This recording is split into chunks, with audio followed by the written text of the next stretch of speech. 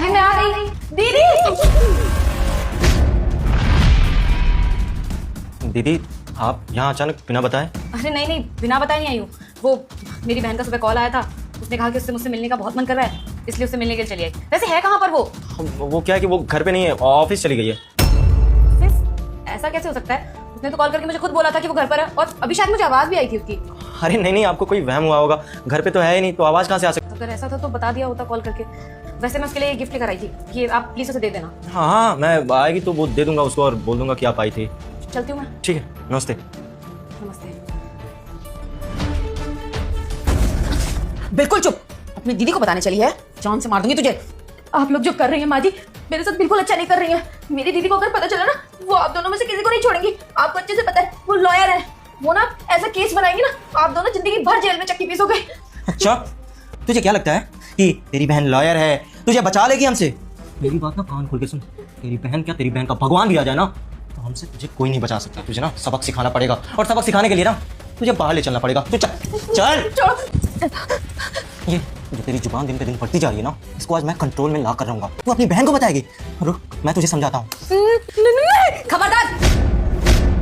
बेटा, तूने देखकर मुझे इग्नोर किया तो तेरा सर्वनाश हो जाएगा, लेकिन तू मुझे सब्सक्राइब और लाइक शेयर कर देगा तो तुम्हारे घर खुशियों से भर देंगे। अगर मेरी बहन के ऊपर हाथ उठाया तो मुझसे बुरा कोई नहीं होगा, समझे? दीदी तू परेशान मत हो, मैं आ चुकी हूँ ना। अब मेरे होते हुए तुझे इन दोनों में से कोई भी हाथ नहीं लगा सकता। और तुम तो मेरी बहन के पति हो ना, मैं शर्म नहीं आती मेरी बहन के पर अत्याचार करते हुए, उसे इस तरीके से मारते हुए? अरे दीदी, आप जैसा समझ रही हो वैसा बिल्कुल भी नहीं है। मैं तो बस इसको समझा रहा था, गिर गई थी यहाँ पे। झूठ बोलने की जरूरत नहीं है मेरे सामने। बाहर गेट पे खड़ी थी मैं, सबको सुना है मैंने, सारी बातें सुनी तुम दोनों की कि क्या क्या बातें कर रहे थे तुम। और आंटी आप तो एक औरत है ना, औरत होने के बाद भी एक औरत के ऊपर हाथ उठा रही है। आपको शर्म नहीं आई सब करते हुए? आपकी बहू है वो, अगर आपकी बेटी के साथ उसके ससुराल वाले उसे मारे पीटे, उसके साथ यही सब करे जो आप मेरी बहन के साथ कर रही है, तो कैसा लगेगा आपको? हाँ अरे नहीं बेटी, तुमको कोई गलतफहमी हो रही है। मैं भला क्यों मारूंगी उसको, तो मैं बेटी की तरह मानती हूँ। बाथरूम में गई थी, वहीं गिर गई है। इतनी अच्छी एक्टिंग करती हैं आप।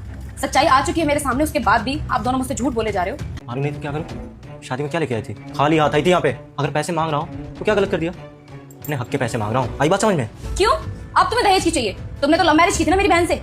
और बहन तू, ये प्यार है तेरा जिसने तेरी हालत बद से बदतर कर दी है। देख अपने आप को, तेरा चेहरा मार मार के सुझा दिया इसने। और तुझे इस लड़के से प्यार हुआ था?